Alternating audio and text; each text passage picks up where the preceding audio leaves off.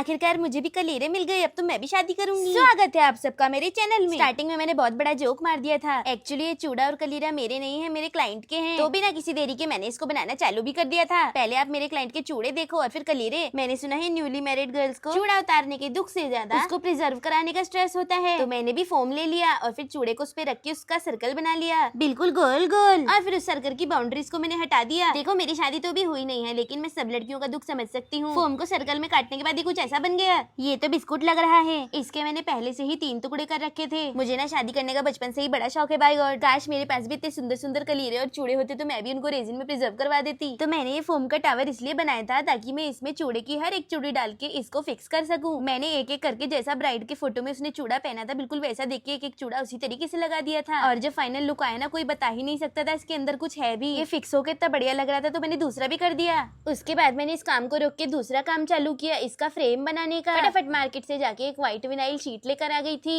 और सनबोर्ड का भी स्क्वायर काट लिया था। ये काम थोड़ा ट्रिकी होता है पर मैंने किसी तरह कर ही लिया था। जल्दी से चैनल को लाइक शेयर और सब्सक्राइब कर दो ऐसी और वीडियोस देखने के लिए। सनबोर्ड पे व्हाइट विनाइल लगा के तो ये बहुत चमक रहा था। सनबोर्ड की एक चौड़ी पट्टी काट के उस पे भी विनाइल लगा दी थी। वैसे अगर मुझ पे चूड़ा और कलीरा होता तो मैं किसी और से प्रिजर्व क्यों करवाती, क्योंकि ये काम तो मैं खुद ही कर लेती हूँ। मुझे ऐसा लगता है कि ये दोनों चीजें शादी में बहुत ज्यादा मेन होती हैं, क्योंकि आप इसको लाइफ टाइम के लिए प्रिजर्व करवा सकते हो और अपनी मेमोरी बनाकर रख सकते हो और वो कभी भी खराब नहीं होगी। तो जितने भी सब्सक्राइबर्स मेरी वीडियो देख रहे हैं, अगर आपको भी अपना चूड़ा और कलीरा फ्रेम बनवाना हो या कुछ भी रेजिन में प्रिजर्व करवाना हो, आप मेरी वीडियो पर कमेंट कर सकते हैं, मैं आपसे डायरेक्ट कांटेक्ट कर लूंगी। तो अब तो हमारा फ्रेम बनकर तैयार हो गया है। हमने इसके अंदर एक खिड़की बना दी है और अब इस खिड़की के चारों तरफ भी एक फ्रेम बन जाएगा। एक सच्ची बात बताऊं, इतने ज्यादा नखरे तो किसी लड़की के भी नहीं होते जितने रेजिन में होने वाले बबल्स के होते हैं। इनको जितना हटाओ उतने ही ये वापस आते हैं। तो यहाँ से शुरू होता है हमारा मेन काम। दोनों कलीरों को पंखे की तरह लटका दिया है। वैसे तो मेरी मैथ्स और कैलकुलेशन बहुत बुरी है, लेकिन ये रेजिन का रेशो का काम मैं बहुत अच्छे से कर लेती हूँ। तो मैंने एग्जैक्ट बिल्कुल सही रेशो मिला के रेजिन और हार्डनर को नाप कर अच्छे से उसको मैंने मिक्स कर लिया था। भाई इस काम के लिए इतना पेशेंस चाहिए ना। मैं तो रिकमेंड करूंगी कि जिसको गुस्सा आता है ना बहुत ज्यादा, वो तो ये काम करे ही ना, क्योंकि इस काम में हमेशा चीजें हमारी तरह से नहीं हो पाती है, बल्कि कुछ अलग सा ही बहुत भयंकर बन जाता है जो हम सोचते भी नहीं है। तो मैं चाहती थी जो मैं फ्रेम बना रही हूँ उसमें मेरे कलीरे लेटे ना रहे, बल्कि खड़े रहे और लटके हुए लगे जैसे कि हवा में लटक रहे हैं। वो फ्रेम्स जिसमें कलीरे लेटे हुए होते हैं और उसमें थोड़ा सा रेजिन होता है, वो तो मुझे डिजाइन पसंद ही नहीं आता। सो हमने अपने कलीरों को रेजिन में अच्छे से भिगो लिया था और फिर मैंने जो फ्रेम बनाया था उसको भी हमने प्रेप करना शुरू कर दिया था।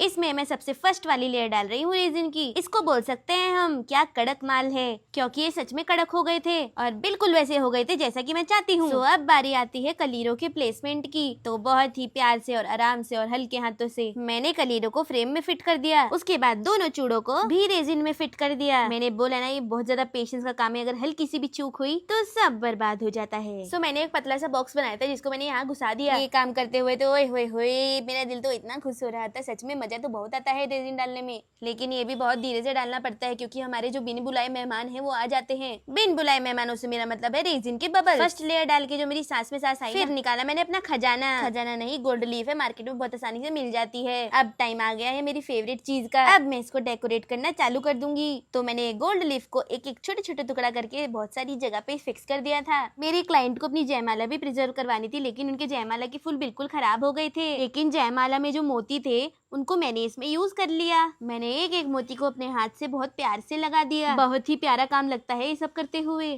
चीज कोई भी हो लेकिन मुझे एक्स्ट्रा करना बहुत ज्यादा पसंद है, तो मैंने इसमें फ्लावर्स लगाना शुरू कर दिया था। मुझे बहुत लोगों ने बोला है कि मेरी आवाज शिनचैन जैसी है। अगर आप लोगों को भी ऐसा लगता है तो मुझे कमेंट्स में जरूर बताना। और हाँ, चैनल को अभी तक सब्सक्राइब नहीं किया है तो फटाफट से सब्सक्राइब भी कर दो।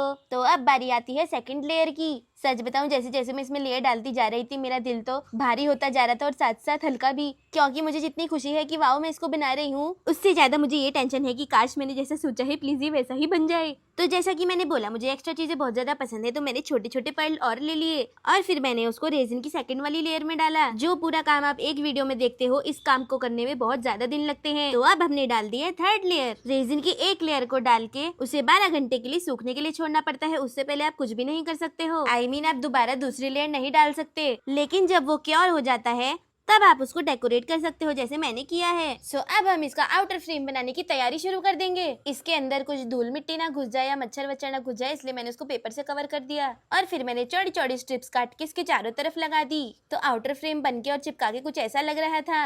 एक दिन मुझे किसी ने बोल दिया ये रेजिन का काम तो बहुत आसान होता होगा ना, तो मैंने भी चौड़े में बोल दिया हाँ हाँ बहुत आसान होता है। लेकिन मेरे अंदर ही अंदर एक चीज चल रही थी, क्या रेजिन का रेशियो सही है, कहीं बबल तो नहीं आ रहे, ये फ्लावर्स ज्यादा तो नहीं हो गए, इसमें कोई मच्छर तो नहीं गिर गया।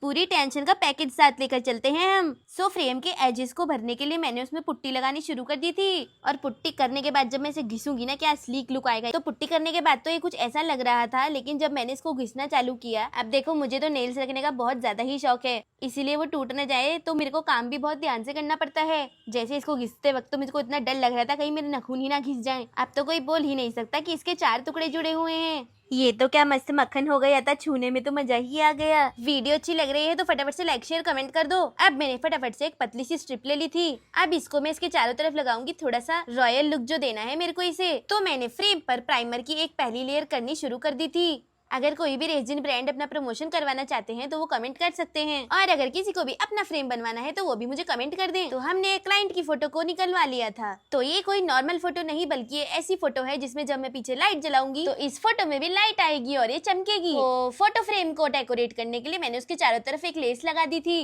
तो अब हम डालने वाले हैं रेजिन की 4th लेयर। जब कोई मुझे बोलता है ना कि ये फ्रेम सस्ता बन जाएगा, रेजिन तो सस्ता ही आता होगा, तब मेरा मन करता है उसके मुंह पर एक रेजिन का डब्बा फेंक कर मारूं, वो भी हार्डनर मिलाकर साथ में। तो अब 4th लेयर भी कंप्लीट हो गई है। जैसे जैसे ये भरता जा रहा था ना मेरा डर भी बढ़ता जा रहा था।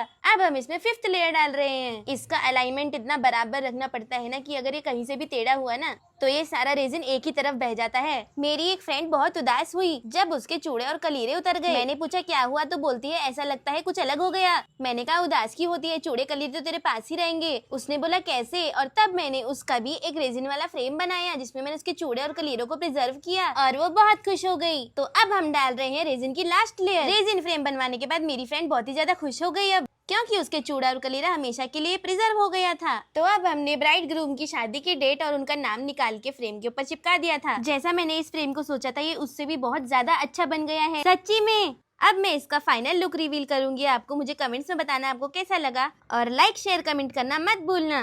चैनल को फटाफट सब्सक्राइब कर दो एंड हम दोबारा मिलेंगे दूसरी वीडियो में, तब तक के लिए बाय बाय।